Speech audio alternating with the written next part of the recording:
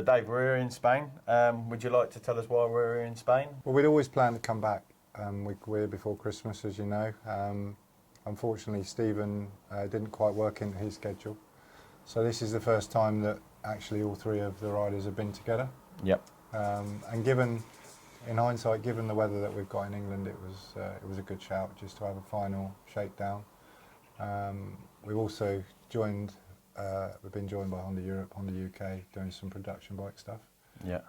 So it's been a great trip so far. Yeah, we're going to be testing the 2020 bikes out tomorrow, aren't we? And riding them, and obviously back to back, and them maybe a little bit as well with the team bikes.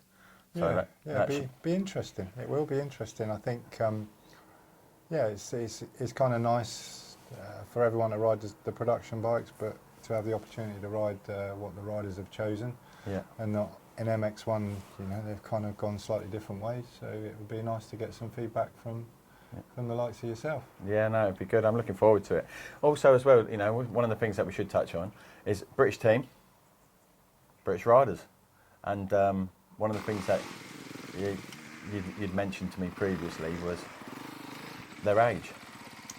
Yeah, it's when you're a UK-based team that wants to be ultra competitive in the British series, we're always going to be looking for people like Jake and Tommy and Steven that can fight for a domestic championship that are not necessarily looking to do Grand Prix.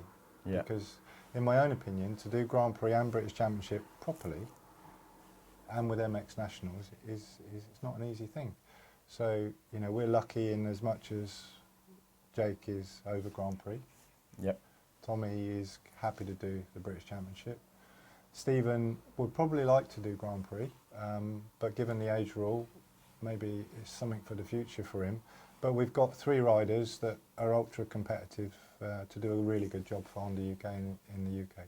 Yeah, and we've seen them being really competitive in their training, haven't they? And it's been quite nice to see them riding around together, giving each other a time gap, and then going. And it seems to be a happy camp and fun at training at the moment, while they're obviously picking up speed, because it's noticeable how much speed some of the riders have gained since the first trip that we did in Spain. Would you say?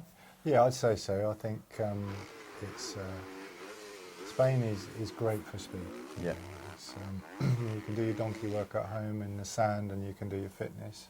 But for speed, Spain is great. And the weather we've had pre-Christmas and now, we've been blessed. Yeah. It's been really good. The tracks have been amazing, well prepared, and the riders have kind of got it, in their head that they push one another on. And it's, we as a team have had a laugh. It's been great fun, and long may that continue. But it's not something that you'd encouraged. It's the riders took it upon themselves, haven't they? There's no real team orders here, as in you've got to do it this set way or. No, and I mean it's not how we roll. Jake has got his views on how he wants to prepare. Tommy is the same. Steven is the same. And if they decide on one another to give gaps and push one another on for a moto, then we're more than happy to see that. And as you've witnessed today, it's been pretty good. The other thing as well is they've obviously got a free rein and how they'd like their bike spec'd with Ryan. So they've gone in a few different directions, and you're more than happy to change the bike accordingly to their needs. Yeah, I think there's three elements really for us. I think the first one is the Honda as a basic bike is super competitive. Yeah. So we've got an incredibly solid base, and then if we look at engine, Ryan gives them a lot of different permutations in the engine for them to try, and they go off on different directions. Sometimes they come back a little bit, but that information is kind of individual to the mechanics and rider. Yeah. And then you've of course got the suspension, and we work very closely with Mark Eastwood. Yeah. And Mark's been brilliant for us, and Tommy and Jake have got on really well. Steven has his own settings from the States that get put into the suspension here. So between the basic package, the engine and the suspension, it's pretty cool.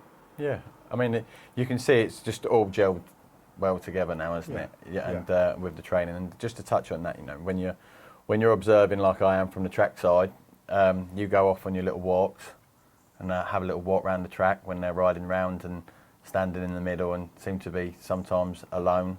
You know, what are you looking at when you're in the middle of the track? What are you thinking? Are you looking for information to feed back to the boys? You know what? Yeah, I kind of like to walk around. If anyone knows me, I generally walk right the way around the track when the boys are riding and racing, because if I see something and I feel it could be of benefit to them, then I have a little chat with them, and I don't take it the wrong way if they don't agree or they don't try it. I mean, it's given a little bit of input, and if it works, happy days. If it doesn't work, then we've tried, and if they don't want to try, then that's fine too. You know, back in the early, in 2000, I kind of was a little bit more headstrong with the riders. I felt that they should try everything. Yeah. But I'm past that now. I'm kind of a lot more relaxed in the way they want to go racing, and if I can gel and bring something to the party, happy days. Yep. But if it doesn't quite work that way, then you know, we've all tried. Yeah, I mean, obviously knowing you a number of years now, I've noticed that your approach has changed over the years, but also as well, knowing you are competitive. Yeah. Very competitive.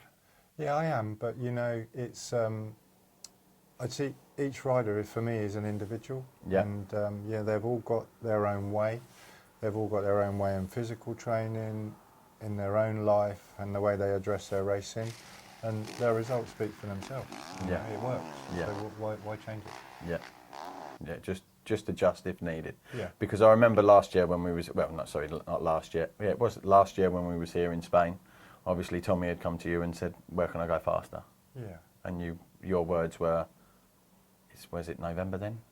No, December. December, wasn't Yeah. it? It's like, it's December. Yeah. Just Yeah. Well, Tommy's. just calm, just ride, wasn't it? Tommy. It's been difficult for Tommy because December was really good. Yeah. You know, and then he picked up a small injury. Yeah. That he didn't really share with us. Yeah. Then he went to Hawkstone, and straight away when I watched practice, I could see that there was something wrong with Tommy. Yeah. I could see that there wasn't something quite right. And then it come out a little bit on the Sunday, and we obviously decided not to race. And then on Monday we had a Debrief. I should have said a team conversation, in as much as, look, we're really open and honest with you, we need it back. Yeah. And now all the cards are on the table, we know what his problem was, nothing serious, he's had an MRI scan, we know exactly where it is or it isn't. So he is now starting on a much lower key than he did when he came here in December. Yeah. So that is why he's just going to build up now for the first British Championship. That's why he's staying on longer for the rest of the team. The rest of the team head back tomorrow. Yeah. But he's going to stay on and just build the blocks as he did in December. Yeah, because he was looking great in December, wasn't he? And it's a shame, like you said, when we was watching him ride around himself, with himself, and I was obviously back at the track, and it was apparent that Tommy wasn't doing the jumps. He was right, you know, he wasn't attacking things. But yet, the Tommy that we'd seen, obviously, in December was fast, wasn't he? He was super fast, and that, unfortunately, the British public didn't, or the fans at Hawkstone weekend didn't get to see Tommy at his best. No, if he'd have told us what he told us on Sunday, we wouldn't have gone with Tommy. Yeah. We'd have stayed at home. But, you know, these things, you know, he's new to us, and we all get to know one another, and I think it's not going to be a hindrance to Tommy. I think that if there's ever a good time to have a niggly injury, it's been and gone. Yeah. And he'll build the blocks now ready for March 15. Just touching on Hawkstone, obviously you made a decision, and that was, you know, you packed up, was done after the first race, or the first block. Difficult one for us because you know, we went there with the right motivation and the right thought process, but the weather, you know, was horrific. Yeah. As you now know, Tommy had an injury. Stephen definitely wasn't feeling it. He was more than happy to go home. Jake, on the other hand, you know, hasn't had a proper race for a long time. Was really keen to race. My own opinion is the first race I thought he rode amazing. Yeah. You know, he was upside down in that puddle through a little mistake on the first lap. come in, he changed his gloves, he changed his goggles, and he just got stuck in. And anybody that was watching the race, he was, you know, albeit a lap down, he rode incredibly well. Yeah. And I said to him after the first race, look, you know, you've had a great race. Is there anything to prove in the second race for us?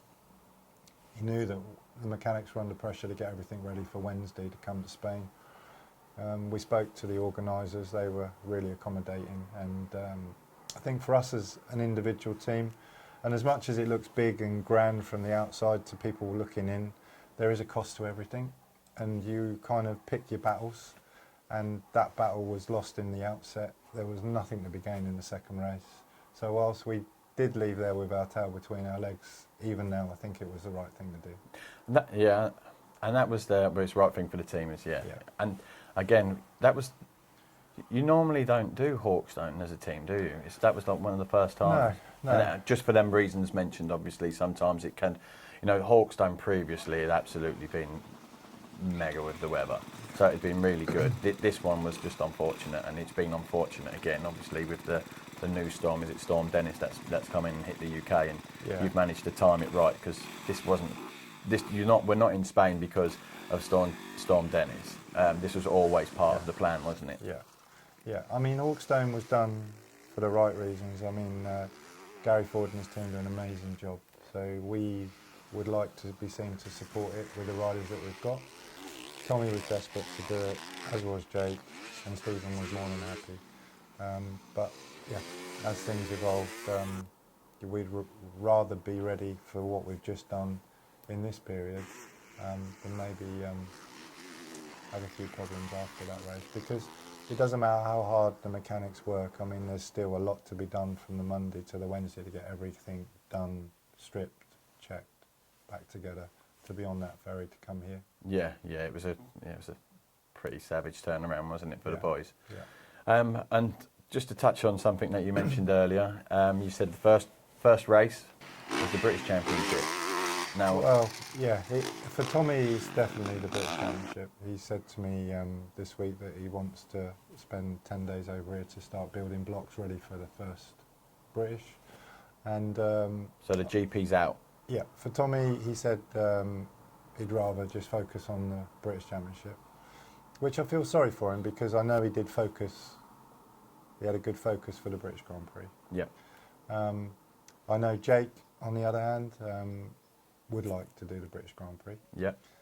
Yeah, and you know, ultimately, our focus for Honda UK and all our partners is the British Championship and the MX Nationals. That's what they get paid for. That's what we all strive to do, and whilst the Grand Prix is great to be part of it, in the bigger picture, which we've learned from Jake in 2018, is stick to the plan. Yeah. So, but yeah, well, so we can leave this on a positive note that all three riders are here in Spain. Yeah. No, we've all three riders are riding great team morale. The bikes are performing really well, and yeah, we just hope that the weather picks up a little bit, ready for Little Silver on the 15th. Yeah, and obviously the British GP. Of course, yeah. Definitely. I mean, we want that. Yeah. I mean, you're still going to be there, aren't you, as a team? Well, I don't know. I've not really thought about it. Ultimately, if Jake's there, then we're all there. Yeah, I mean, Steve Dixon, we all take it out after Steve. Yeah. It's a big commitment that he does. And for him and the fans, you just hope the weather's kind and they have a great race. and if it isn't kind, still be there, because that was a good turnout at Hawkstone, wasn't it? Yeah, amazing turnout It- at Hawkstone. I it's just still- couldn't believe when I How looked proud, at, yeah. Well, I remember just looking down and walking through and just thinking, yeah, there's no snowflakes here. No. It was an amazing crowd on terrible conditions. So yeah, fair play. Yeah, so we just a little bit more of that, for Matterley if it does turn south. And then the other thing that I was going to say to you is that I'm looking forward to riding your bikes tomorrow. Yeah, can't wait to see you on them. Should be good. Yeah, I've done my wrist's good now, so I'll be able to do a bit of chicken winging and double clutching, Dave. So as long as you brought a couple of spare clutches, then we'll be good. We're all good. Yeah.